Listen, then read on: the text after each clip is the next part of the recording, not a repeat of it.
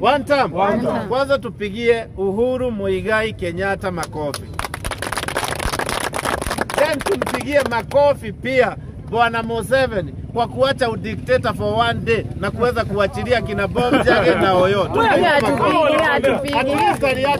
Walitoka kwa meno ya mamba hivi. One time. Ikiwa kilomita. Alafu sasa Bwana Uhuru Kenyatta, ile maneno unafanya hata sisi tunashangaa, tunashindwa. Kwani wewe ndiye president na ule mwingine ni resident? Ama kunaenda na muda gani?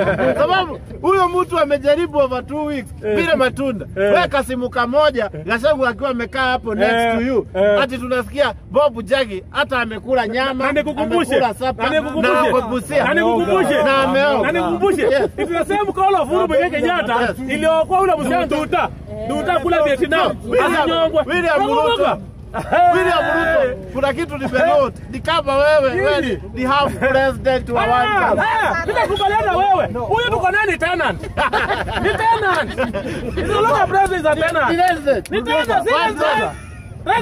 Unajua ni kubwa sana wewe. Sasa unaweza kaa kileleshwa ama unaweza kaa unaweza kaa yaya huko. Huko ni huyu ni resident. Lakini kitu huyu ni tena ni mpangaji. Nikueleze. Enda tunapeleka yeye.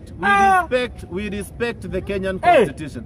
And William Ruto is the elected He is the elected president of Kenya, sworn in by the Kenyan constitution. Tumeelewa hapo?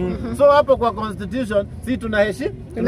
Lakini mwenye anatutetea ndiye tunaheshimu zaidi. Sasa ama ikuwe Ruto hao watu wanafanya kazi na wao hawaelewi kazi yao. Mudavadi anataka kufanya kazi ya umerep. Mudavadi ananga kazi.